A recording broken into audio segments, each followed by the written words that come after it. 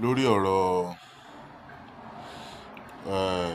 ògo ọmọ kékeré kan tó wọlẹ̀ láìpẹ́ tí àwọn èèyàn gbé kiri, ikú Destiny Boy táwọn èèyàn gbé kiri wípé ó ṣe gbé haúsá wo.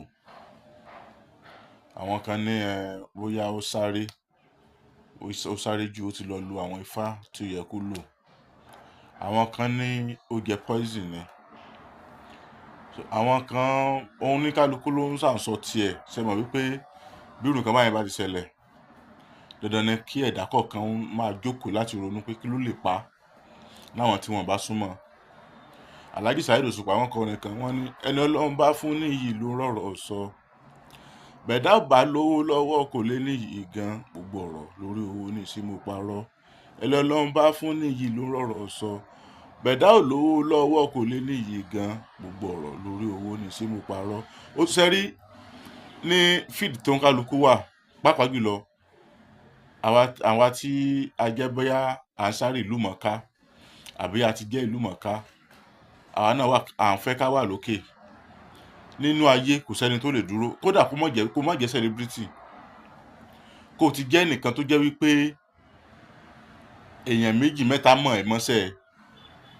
Dandan ni òní tí ìbá ti ṣẹni torí ẹ̀ dàrú, tí ìṣẹni tí ò lọ́jọ́ ọ̀la, tí ìṣẹni tí ó ń sáré wípé tí kò rò wípé káyé mọ́ yìí ká dára òun padà, dandan náà ni kó tó máa sáré kó mọ́ ṣubú kí ibi tóun ti ń rí yẹn kó nà bẹ̀ má dì.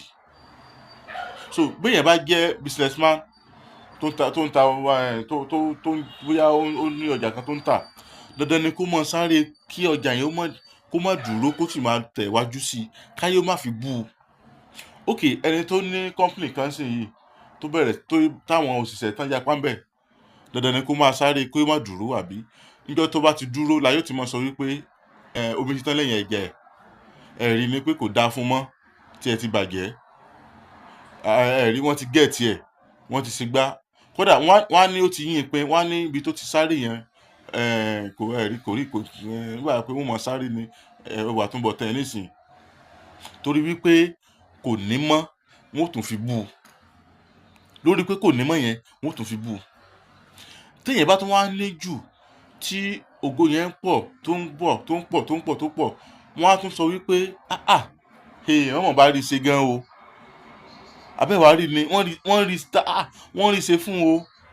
Ìwọ Ọlọ́run, níbo ló ti wá lọ? Ó ti ṣe burúkú oògùn torí pé kò tún dúró náà ni. Níjọ́ tí irú ẹ̀dá bẹ́ẹ̀ bá tún wá fò sánlẹ̀ tó kú, ayé ó tún sọ pé ó ti sáré jù. Kí ni máa ń mú wọn kiri tán máa ń sáré àsápajúdé náà? Ó túmọ̀ sí wípé kò sí gbogbo ẹni tó bá ti máa jẹ́ nǹkan láyé, áídà wà láyé àbó ti lọ, ayé ò sọ kankan pa rẹ̀. Kò sí bẹ́ẹ̀ sì fẹ́ ṣe. Ayé ò sọ. Bí wọ́n bá ń rí ẹ tó ń dán, wọ́n ó sọ ń pa rẹ̀. Bóyá bá tún wá rí ẹ tó tún kù díẹ̀ káàtó, wọ́n ó tún sọ pé kò ní láárí, olófò ọmọ ni. Tòun ti wípé ò tún dúró náà, bóyá ò tọrọ jẹ lọ́wọ́ wọn, ò wọ́wọ́ wọn jẹun, wọn mọ bó ṣe ń gbégbé ayé rẹ̀, wọ́n ó tún sọ ń pa rẹ̀ náà láburú. Ó túmọ̀ sí pé a lè wẹ̀ ká kó ayé ìjà. Destiny Boy sáré ni ó sì pé ẹgbẹ́ ọkọ̀ sọ, àwọn kan tí wọ́n ní ìmọ̀ ìjìnlẹ̀ wọ́n já mọ̀ wípé oògùn ṣíṣe àjò pé èèyàn ṣe àjò kò dín ẹ̀mí kúrú. Àbáwọn kan lọ gbọ̀nẹ̀bùrú. Ṣẹ́rí àwọn tí wọ́n máa sábà sáré àsájù yẹn nìkan máa ń ṣe. Mírìlí wọ́n ó lọ síbí lọ ṣògùn, wọ́n ó lọ síbòmí lọ ṣògùn, wọ́n ó lọ síbòmí lọ ṣògùn. Ibi ó ti lọ ṣògùn, ó béèrè kí ni àtúnbọ̀tán ẹ̀, ó béèrè irú kí ni ǹjẹ́ ìṣẹ̀dá rẹ, irú ìtàn bẹ́ẹ̀ sí yẹn ní ìṣẹ̀dá rẹ rọ̀ mọ́. Tó bá ti wá gbà lọ́wọ́ ilé, ò ní mọ èwo ni ó fa àkóbá wá fún ẹnu gbogbo ẹ̀. Èwo ni ó yẹ kó wá ṣe, èwo ló ṣe sàárà ẹ̀. So tó máa ń sábà pa ọ̀pọ̀lọpọ̀ àti ayọ̀pọ̀ rọ̀ pé bóyá ó kàn ronú pé òun ní bóyá bí 30 million nínú àkáǹtì òun. Ó lè lọ kíní yẹn lè lọ mú ṣìṣe lọ bá ẹni tí ò ní 10 naira, tí ò ní 10,000 lákàǹtì ẹ̀, tí ó kàn lọ síwáwù sí ṣebí torí pé ó ti ń rí jẹ àwa lọ hàn press àbí wọ́n lè lọ gbabẹ̀ mú un náà fi sọ wípé tá a bá sáré yá àláwò ká máa sáré yá àṣẹ sí tí àbí bó náà ṣe pé tó bá ti sáré wípé kó dáa fún ẹ máa sáré káyọ̀ mọ́ rí ọmú kọ́tà mọ́ rí ọmú because bí òótọ́ wọn á tó ẹ bí wọn tó ẹ ní tí ń bẹ lára rẹ ó mọ̀ mú ọkọ lu àwọn èèyàn láti jẹ́ kó mọ̀ wípé lẹ́fù rẹ ti kúrò ní lẹ́fù tiwọn náà.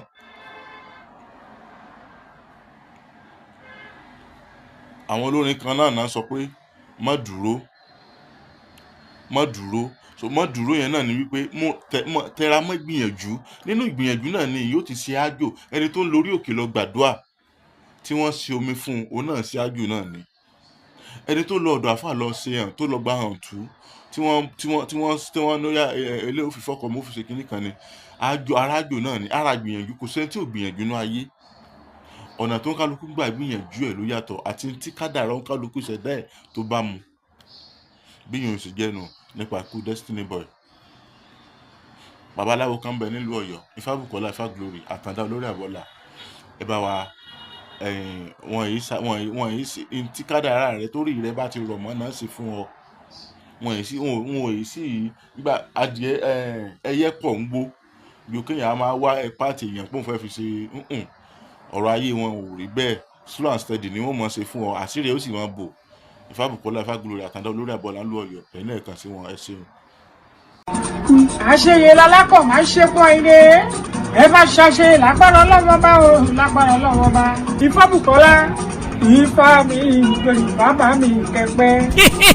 bẹ́ẹ̀ ni o Ẹlẹ́dùmarè fi àṣẹ wí bẹ́ẹ̀ jẹ́ bẹ́ẹ̀ sí ewé àtẹ̀gbò ṣùgbọ́n ó ní àwọn ẹ̀dá kan tẹ́lẹ́dùà fi rán wípé kí wọ́n máa fi tú kí wọ́n sì máa fi ṣiṣẹ́ ìwòsàn. àdúpẹ́ o Ẹlẹ́dùmarè ó ṣeun ẹ̀já tó ń da ibú dààmú òjò apá lọ.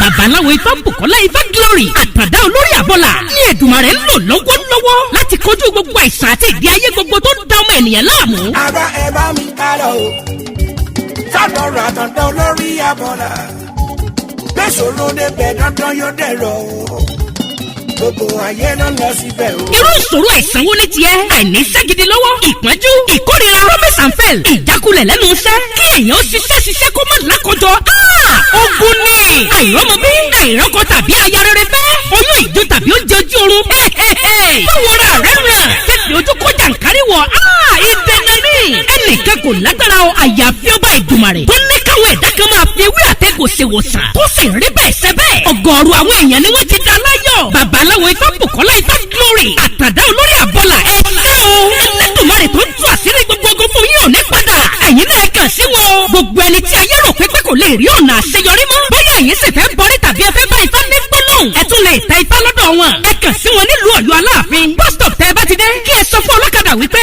ọ̀dọ̀ bàbá Ifábùkọ́lá Ifá Glory Àtàndá olórí àbọ̀là lẹ́ ń lọ wọ́n wà ní ìlú Péjú 1 Sábò Ọ̀yọ́ Aláàfin telephone 08038348630 tàbí 0705288104 ọ̀kàràkà yìí ná Ifá gbáyé lọ ìrí òkè gbogbo wa. nínú òní di o yọ yẹ wa o kò ní yẹ ẹ lẹ fún wa ó ti rí bẹ́ẹ̀ ó ti ṣe bẹ́ẹ̀.